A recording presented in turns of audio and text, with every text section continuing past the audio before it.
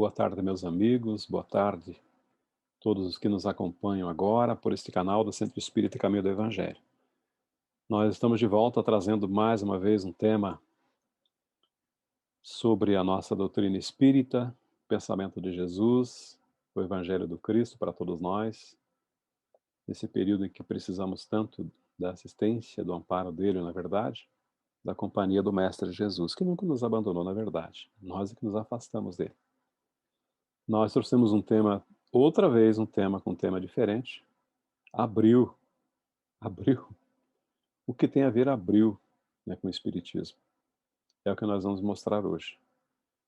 Antes, porém, que nós comecemos a nossa fala, nós convidamos a todos para que façamos juntos uma oração, uma prece de agradecimento a Deus e a Jesus.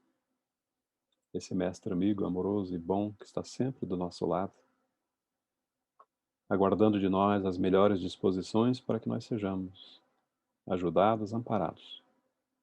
Por isso, Senhor, nós pedimos para que nós sejamos capazes, sim, de, através dos nossos pensamentos elevados, nossas atitudes, nosso comportamento, facilitarmos o contato contigo, com os benfeitores espirituais, aqueles que, em teu nome, de nós se aproximam tão amorosamente nesse período, para nos auxiliar e para nos dar as respostas que vêm de ti, o auxílio, o amparo, o encorajamento, a fé. Assim, Senhor, nos abençoa.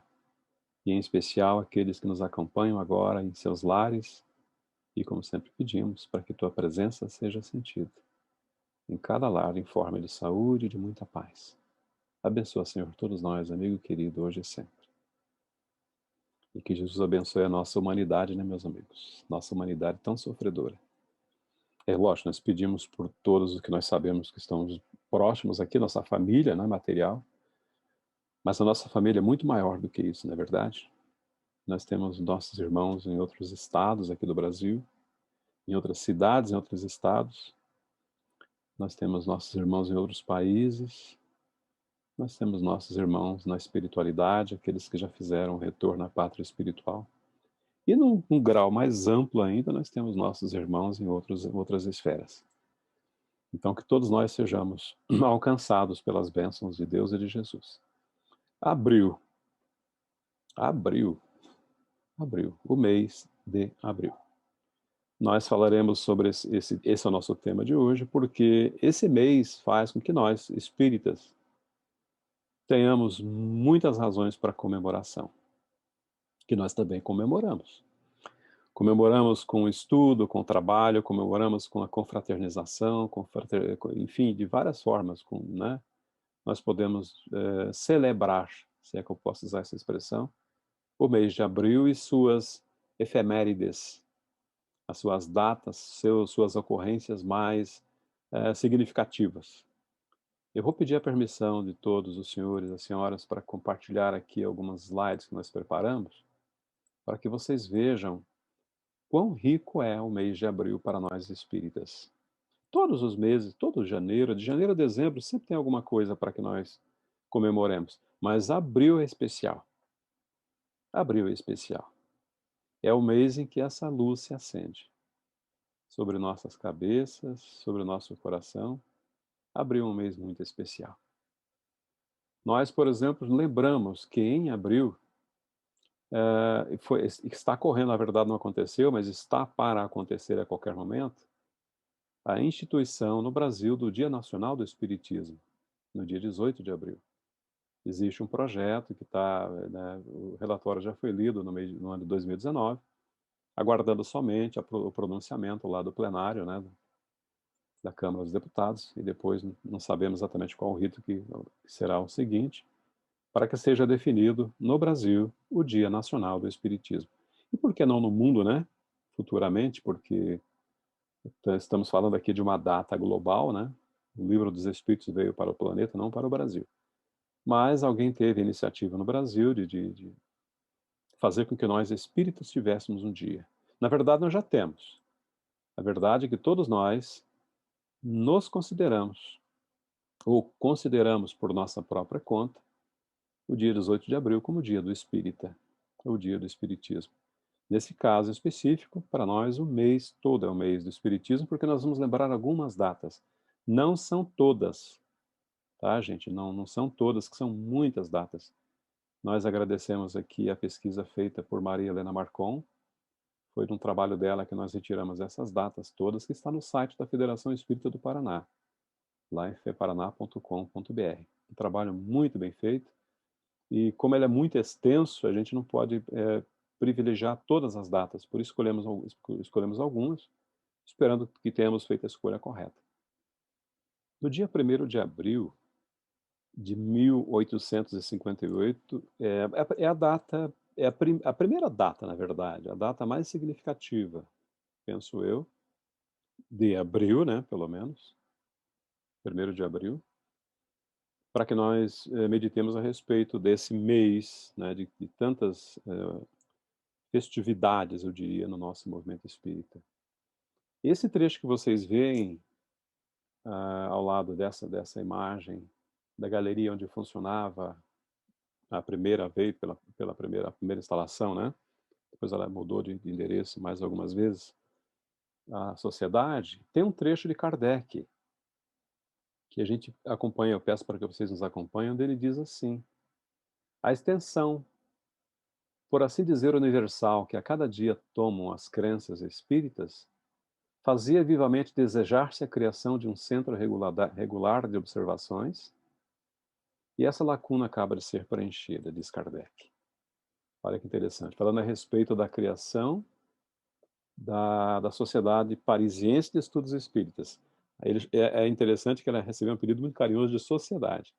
A sociedade, cuja formação temos o prazer de anunciar, diz Allan Kardec, composta exclusivamente de pessoas sérias, isentas de prevenção ou de prevenções e animadas do sincero desejo de serem esclarecidas, contou, desde o início, entre seus associados, com homens eminentes por seu saber e por sua posição social. Eram pessoas respeitáveis, porque igualmente respeitável vinha, né, eles de trazer a mensagem, né? A mensagem tinha que partir de pessoas que tivessem, né, essa seriedade, esse comprometimento com a causa, né? E Kardec continua: ela é chamada, a doutrina, disso estamos convencidos, e a sociedade também, é claro que no caso da sociedade, é chamada a prestar incontáveis serviços à comprovação da verdade. A doutrina e a Sociedade Parisiense de Estudos Espíritas.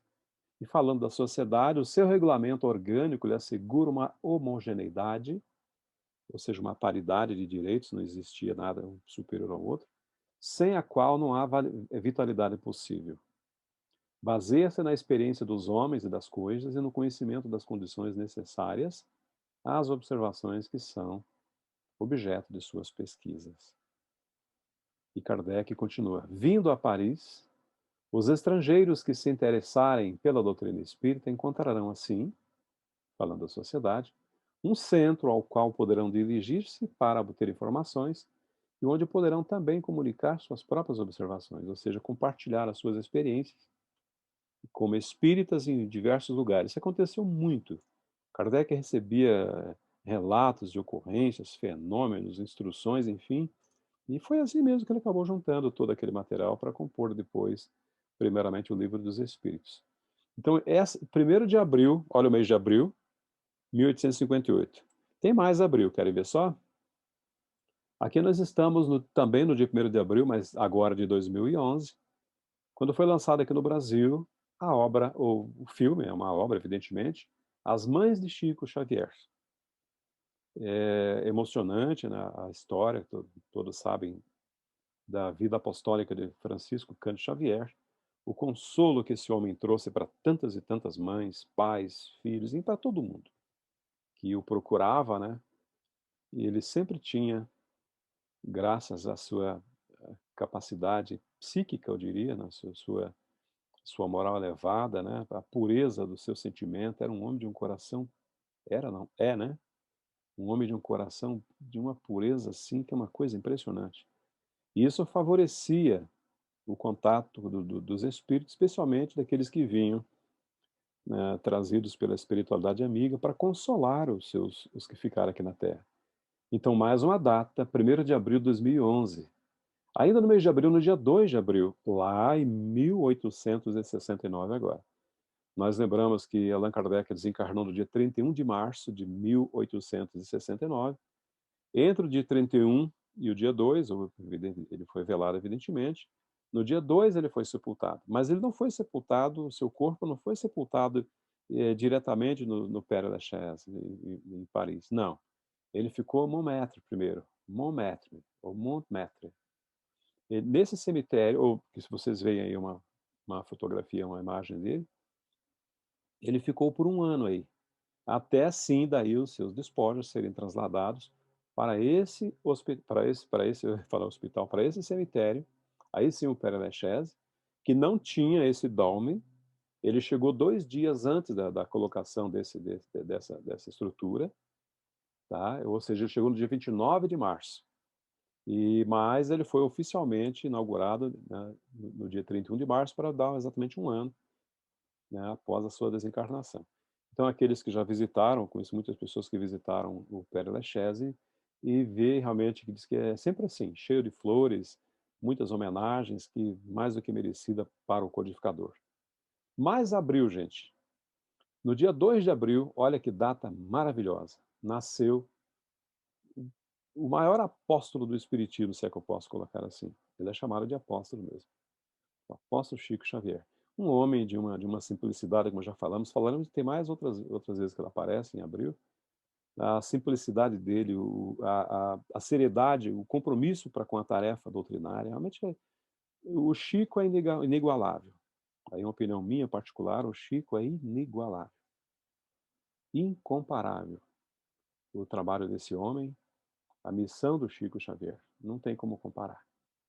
Ali está o local, data de nascimento dele, também no começo de abril de 1910. Né, o nome dele, Francisco de Paula Cândido, e desencarnou, todos nós sabemos, quando o Brasil aí estava festejando mais um campeonato mundial, aí para que nós não, né, talvez não concorrêssemos, né, com um ato mais solene ainda, que foi o retorno desse homem à pátria espiritual. Mais abril, agora lá nos Estados Unidos, 1929, dia 7 de abril. James Whitley, ou James L. Whitley. Esse homem, ele fez uma proposta lá no Senado americano, muito interessante. As pessoas eram, né, no Brasil acontecia, era terrível, vou mostrar outras lâminas daqui a pouco, aquela perseguição, enfim, aquela dificuldade toda para se dizer espírita, para se dizer religioso em forma geral, mas especialmente os espíritas. E nos Estados Unidos, esse senador, ele fez uma proposta, ele apresentou um projeto de lei dando liberdade para que os médiuns exercessem sua faculdade mediúnica. Enquanto isso, diz a biógrafa, a pessoa que acolheu, já falamos, a nossa Malena, aqui no Brasil as perseguições aconteciam. Ainda um pouco sobre esse homem. Não fora a bravura de alguns valorosos espíritas, dentre os quais do querido Adolfo Bezerra de Menezes, aqui no Brasil, se não fosse a coragem do Dr. Bezerra, talvez ainda estivéssemos revivendo aquela época dos cristãos em que se reuniam nas catacumbas, ou seja, escondidos, né, para ficarem livres das perseguições políticas da época. Era uma coisa impressionante. Até tem pessoas que estão encarnadas aqui no nosso meio ainda, que viveram isso aqui no Brasil. Não faz muito tempo, não. Ainda hoje, tanto é que está aqui, ainda hoje, em pleno século XXI, ainda sentimos os resquícios dessas arbitrariedades da época da Inquisição. É uma coisa muito antiga. Sem fiscalizar, impedir reunião, é uma coisa assim realmente absurda, é pouco para definir.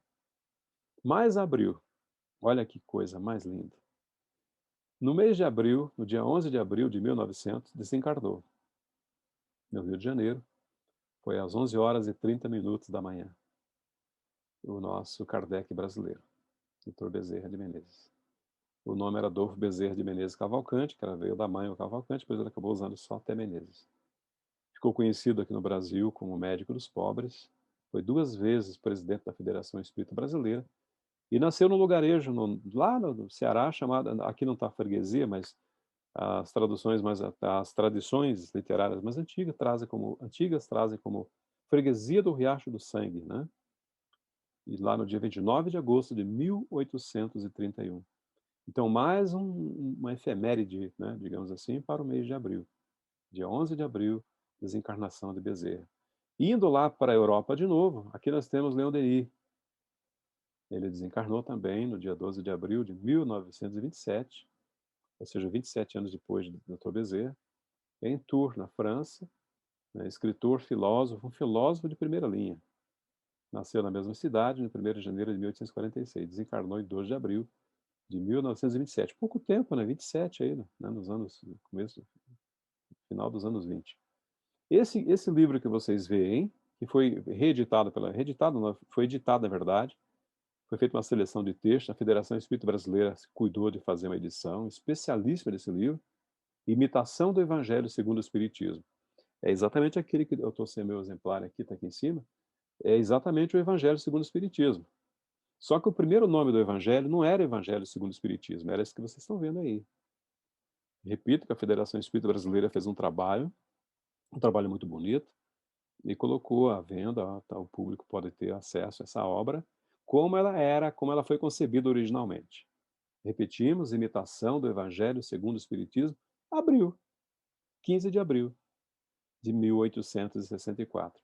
A partir da segunda edição, ela já saiu com o nome de O Evangelho segundo o Espiritismo. Veja quanta coisa tem em abril, gente. Mas tem mais. Né? Aí, essa edição definitiva depois, né, a partir da segunda edição. Não com essa capa, é claro, né? Mas só para vocês verem que o nome do Evangelho segundo o Espiritismo não era esse nome na sua concepção original. Ainda abriu aqui uma personalidade do movimento espírita mundial, né, é um dos espíritos da codificação, tem mensagem assinada no Evangelho segundo o Espiritismo.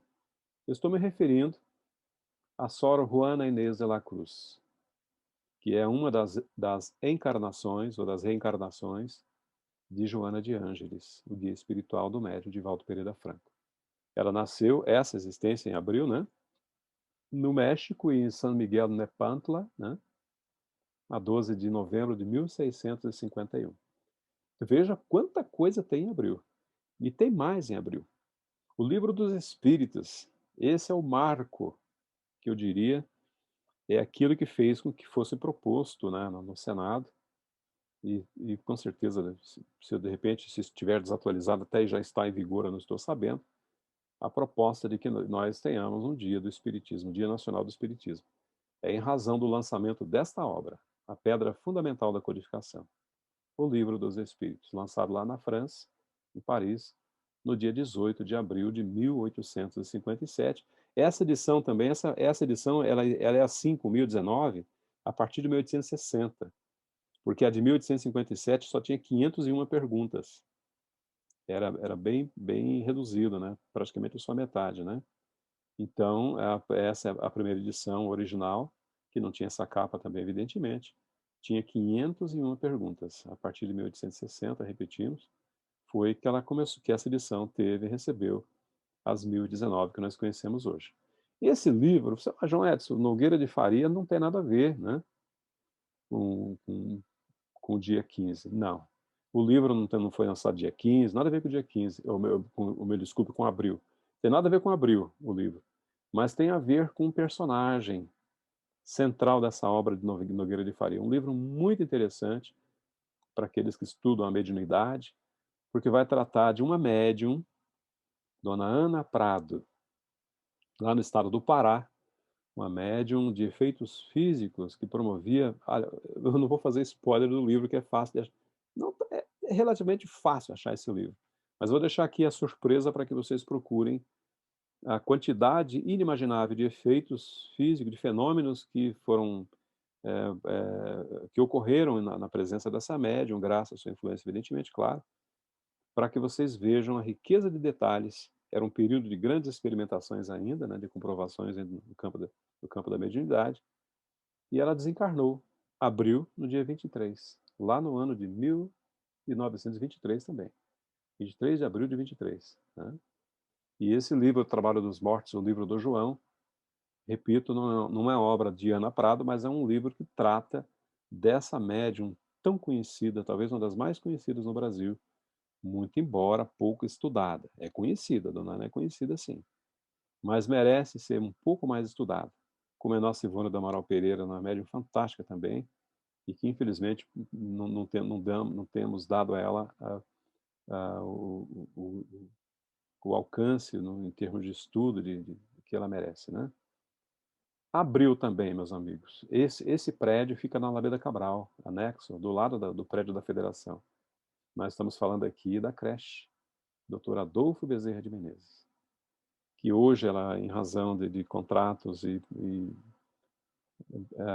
medidas administrativas, políticas do governo municipal, não está conosco atualmente, está à disposição da prefeitura para funcionar. Não sabemos se está ainda, né, recolhendo, acolhendo as crianças, mas foi fundado. Olha só que interessante esses dados. É uma unidade social de atendimento ao nosso público, né? Em 2007, teve seu nome alterado para Centro de Educação Infantil, Creche Dr. Adolfo Bezerra de Menezes. E é uma obra assim que a gente já conversou com pais que tiveram filhos educados nessa creche, eles ficam maravilhados com a forma carinhosa, o respeito, né, a fraternidade, a espiritualidade, como é conduzida, a forma espiritualizante, espiritualizada, como é conduzido os trabalhos nessa creche. E não podia ser diferente, né, meus amigos? O Evangelho segundo o Espiritismo, ele tem um quê de Abril também. Agora sem ligação com a sua primeira edição lá, que nós falamos agora há pouco, né? A Imitação do Evangelho. Mas é que no Brasil ele chegou em abril. Foi lançado no Brasil no dia 29 de abril. Brasil, abril, né? E nós temos aqui uma razão também para trazer o Evangelho aqui, fazendo essa ligação com o mês de abril também. Obras póstumas, aí não tem nada a ver com abril, quem estuda sabe. Obras póstumas, não. Mas um acontecimento que está em obras póstumas tem tudo a ver com abril. Foi no dia 30 de abril de 1856, portanto, um ano antes do lançamento do Livro dos Espíritos. Esses materiais foram recolhidos depois e reunidos nessa obra. Tem um relato muito interessante, que a gente não vai entrar em detalhes, explicar porque as informações elas são um tanto quanto fechadas, né? Elas precisam de uma interpretação, de um estudo, aprofundamento. Mas a gente consegue entender o que Allan Kardec recebeu, porque nesse dia 30 de abril de 1856, repetimos, foi transmitida a Allan Kardec a primeira revelação mediúnica a respeito da sua missão aqui na Terra. Está nesse livro também. Fica mais uma dica de leitura para aqueles que tiverem interesse, né? Ali está registrada nessa obra, em Obras Póstumas, foi reunido esse material, a primeira informação, a primeira revelação da missão de Allan Kardec. E diz alguma coisa mais ou menos assim. Aliás, o próprio Kardec falando. Eu assistia, desde algum tempo, às sessões que se realizavam em casa do Sr. Rostand. E começara aí a revisão do meu trabalho, que posteriormente formaria o Livro dos Espíritos. Ele estava se preparando. Por isso, é claro, ele assistiu todas as reuniões, as que pôde, reuniu o material, enfim.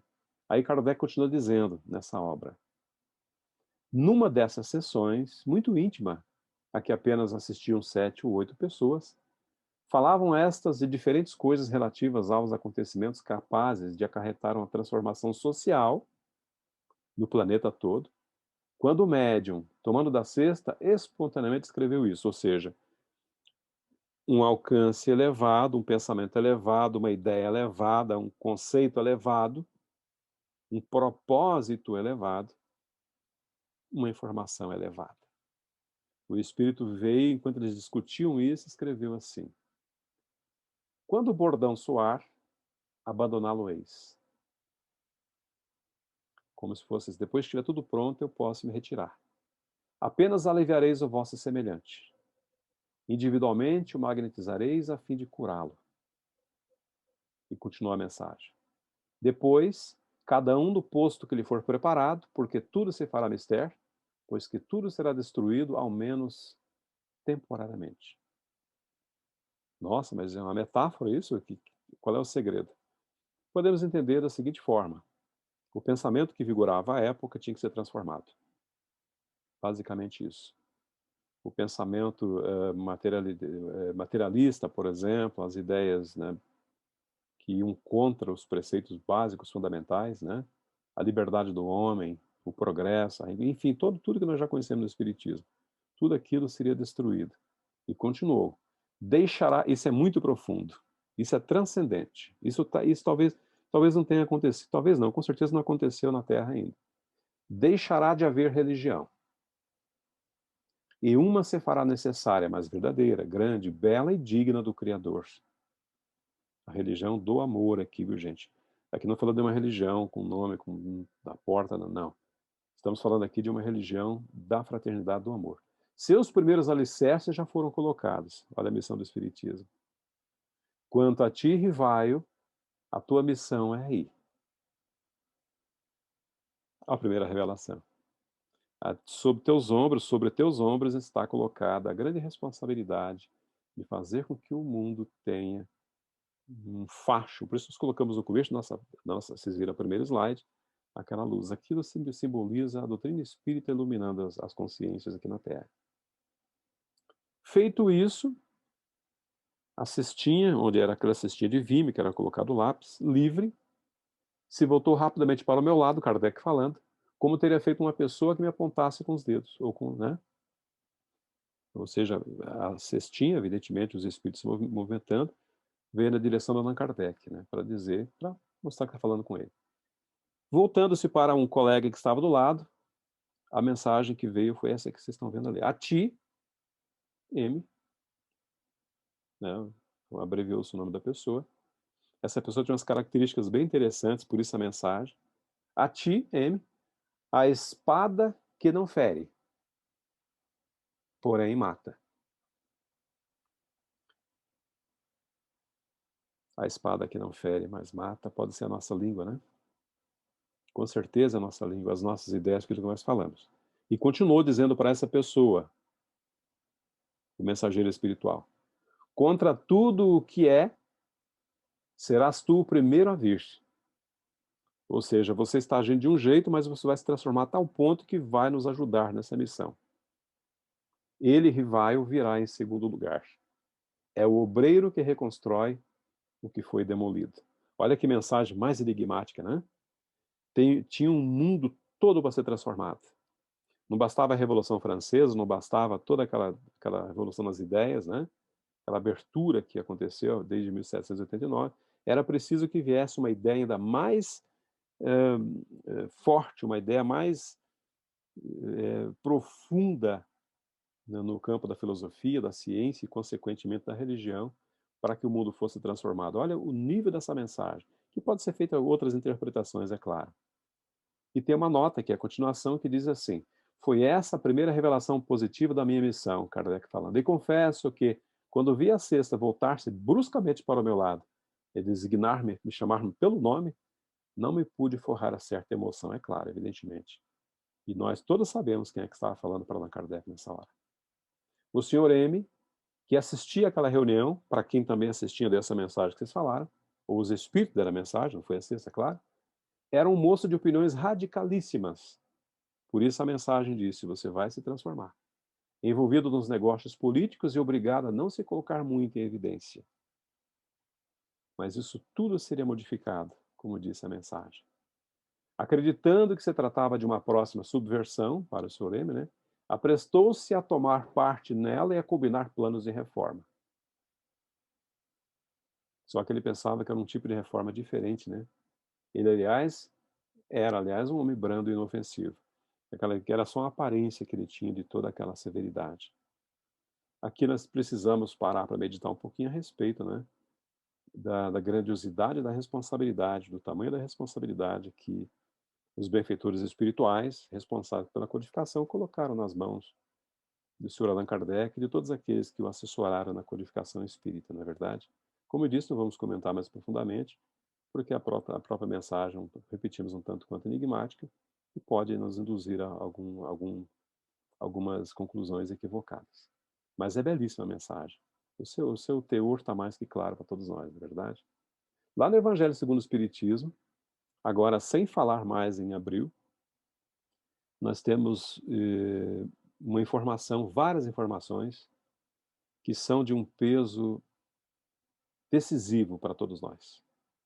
Eu estou me referindo ao capítulo 6º do Evangelho segundo o Espiritismo, o Cristo Consolador, quando nas instruções dos Espíritos, no advento do Espírito de Verdade, ou seja, o próprio Cristo falando para todos nós, ele diz textualmente assim: Espíritas, amai-vos. Este é o primeiro ensinamento. A gente, como espírita, lê isso muito rapidamente e pensa assim: eu preciso cumprimentar o meu irmão quando chega à casa espírita, eu preciso ser bonzinho, gentil. Não é só isso. A mensagem do Espírito de Verdade, que vem, né, ela é muito maior, o seu alcance é muito mais amplo do que nós possamos imaginar. O Espírito amai-vos não é para que nós nos amemos somente entre nós espíritas. Aí que está o grande equívoco que nós podemos cometer, mas que o Espírito de Verdade não cometeu. O amai-vos aqui é, sim, parte de nós espíritas, mas é para todo o planeta, para todas as pessoas. Para todas as pessoas. Instruí-vos, este o segundo, o amor em primeiro lugar. Tanto é verdade que estou dizendo para os senhores que ele está falando aqui do Espiritismo, falando do cristianismo, ou seja, do pensamento da ideia de Jesus. No cristianismo encontram-se todas as verdades. São de origem humana os erros que nele se enraizaram. É aquela figura da árvore, né, que o pai plantou, né, e que nós nem sempre sabemos cultivá-la e por isso ela dá frutos às vezes que não são os esperados. Lá no capítulo 15, fora da caridade nossa salvação, Paulo, o apóstolo, tem um trechinho que nós selecionamos, no item 10 da Instrução dos Espíritos, que diz assim: olha que maravilha isso. Meus amigos, agradecer a Deus o haver permitido que pudesses gozar a luz do Espiritismo. Em outras palavras, sois felizes por ter essa doutrina, né, para encaminhar os seus passos. Não é que somente os que a possuem hajam de ser salvos. É que, ajudando-vos a compreender os ensinos do Cristo, ela vos faz melhores cristãos. O Espiritismo vem falar para todos nós da profundidade, da amorosidade, da fraternidade, do amor de Jesus para com todos nós. E nós espíritas, como temos o acesso à essência do cristianismo, porque aqui não tem o erro de ter ideias de outras pessoas, não, ela veio pura, né, diretamente, né, das estrelas que caíram dos céus, né, como dizia lá João no seu Apocalipse. Então ela vem direto da espiritualidade superior. E nós temos a bênção de ter essa doutrina da maneira mais pura possível. Por isso, chama Paulo a nossa atenção de que nós devemos nos considerar felizes por isso. Aquele que pode, com razão, ou que pode ser com razão, aí vem um puxãozinho de orelha bem de levinho, né? Qualificado de espírito verdadeiro e sincero, se acha em grau superior de adiantamento moral. Por que um puxãozinho de orelha? Porque muitas vezes nós pensamos que já atingimos esse nível e não atingimos ainda. Aquele que pode ser com razão qualificado. Nem todos o que dizem Senhor, Senhor entrarão no reino dos céus. Isso também nós temos no Evangelho segundo o Espiritismo. Ou seja, o fato de sermos espíritas e frequentarmos uma instituição não faz de nós cristãos verdadeiros. O que nos faz ser cristãos verdadeiros é a maneira como nós aplicamos os ensinamentos colhidos na codificação. É isso que nos faz diferentes. Não é verdade? Por isso fica essa chamada de atenção, sim. O espírito que nele domina, na pessoa que se transformou, de modo mais completo a matéria, né? Se chegarmos a esse ponto, dá-lhe uma percepção mais clara do futuro. Os princípios da doutrina fazem ou lhe fazem vibrar fibras que nos outros se conservam inertes. Quando nós tomamos o conhecimento da doutrina espírita e descobrimos essas potencialidades todas, agimos assim. Em suma, nós somos tocados no coração, pelo que inabalável se torna a nossa fé.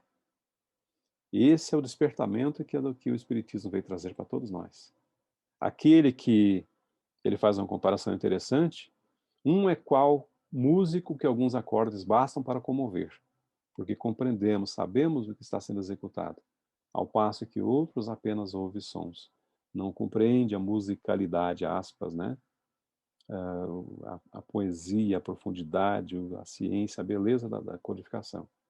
Aí vem aquela sentença, porque todos nós espíritas já conhecemos de muito tempo. Reconhece-se o verdadeiro espírita pela sua transformação moral e pelos esforços que emprega, pelos esforços que emprega para domar as suas inclinações más. Ou seja, muitos de nós não somos perfeitos, evidentemente que a maioria de nós não é perfeito, mas não é esse o ponto central. O ponto central é a tentativa que nós façamos, o esforço que nós façamos para que amanhã nós sejamos melhores do que somos hoje. Esse é o convite que a codificação toda tem para todos nós. Para que a gente caminhe para o nosso final, é breve mesmo, né? Nas sextas-feiras o tempo é reduzido, nós trouxemos um poema belíssimo que fala para todos nós espíritas. Chama-se Ser Espírita. O que é ser espírita? Já vem bem ao encontro da lâmina anterior, das recomendações do Espírito de Verdade e de Paulo, que está nas lâminas anteriores. Diz assim, ser espírita. Ser espírita é ser clemente. É ter alma de crente sempre voltada para o bem. É ensinar ao que erra e entre os atrasos da terra não fazer mal a ninguém. É sempre ter por divisa tudo que é nobre e suaviza o pranto, a dor, a aflição. E fazendo a caridade, evitar a orfandade, o abismo da perdição. É em Deus ter sempre crença profunda, sincera e imensa, consubstanciada na fé. É guardar bem na memória os bons conselhos e a glória de Jesus de Nazaré. É perdoar a injúria, suavizar a penúria de quem já não tem um pão. É tornar-se complacente para o inimigo insolente, tendo por lema o perdão. Ser espírita é ser clemente, é ter alma de crente sempre voltada para o bem, é ensinar ao que erra, e entre os atrasos da terra não falar mal de ninguém. Esse poema, meus amigos, nós fizemos muitas pesquisas, eu gosto muito de pesquisar para todo lado, e nós encontramos mais de uma autoria para esse poema. E ficamos assim, será que é desse, será que é daquele, será que é daquele outro? Essa preocupação eu particularmente não tenho mais. Porque nós encontramos esse poema como sendo da lavra de Eurípides Barçanufo, de José Fuzeira, e de tradições e traduções espiritualistas. Sim. Lá naqueles recantos espiritualistas mais distantes, onde a gente pensa que não, que os benfeitores espirituais, né, com eles não se preocupa, eles se preocupam muito, sim. Então nós temos, sim, essas três possíveis origens, três possíveis fontes desse poema belíssimo que é Ser Espírita. Né? Fica aí para a nossa reflexão de hoje, essa proposta de a gente pensar um pouco a respeito de qual a nossa obrigação, qual a nossa, o nosso mérito também, por que não? Que tem mérito, sim. Nós somos aqueles que vamos ser cobrados, né, porque recebemos uma série de informações, e o mérito existe quando nós fazemos o nosso trabalho bem feito. Muito embora as críticas, né, as tentativas, muitas vezes, que todos os trabalhadores, não falando por nós somente, sofrem no desenvolvimento de suas obrigações, suas tarefas doutrinárias. Nós sabemos que não é fácil. Aliás, nunca foi dito que seria fácil, não é verdade? E fica aqui, então, esse alento, esse encorajamento para todos vocês que nos acompanham agora, que já estão ou que estarão vinculados a uma tarefa da divulgação do Espiritismo. Nesse período em que nós somos convidados a trazer o alento, o consolo, a esperança, né, multiplicar e instalar a fé no coração daquele que perdeu a esperança, a fé, porque as dificuldades sempre existiram, agora está um pouquinho mais complicado, nós sabemos, mas o nosso papel é esse, de sermos aqueles que seremos lembrados quando a dor bater à porta dos nossos irmãos. Que nós sejamos capazes de, bem e fielmente, retransmitir as informações que nos chegaram pela codificação, diretamente do Cristo e de seus prepostos, seus enviados, seus mensageiros. Essa é a mensagem que nós temos para hoje, meus amigos, e nós pedimos a Deus para que abençoe a todos nós, os nossos lares, e que as bênçãos de Deus e de Jesus nos alcancem onde quer que nós nos encontremos, aqui e em outras épocas também. Que a nossa prece de agradecimento seja acolhida por Ti, Jesus, e que as Tuas bênçãos sejam de forma a beneficiar aqueles que estão internados, aqueles que estão adoentados, aqueles que estão passando pelas privações e pelas provações das enfermidades que assolam o nosso planeta nesse período. Abençoa todos eles, Senhor, abençoa todos nós e nos despede, Senhor, na Tua paz e no Teu amor. E quanto a todos os meus amigos que estão em casa, muito obrigado pela presença, pela assistência, né? E fiquemos todos com Deus. Muita paz e até uma outra oportunidade.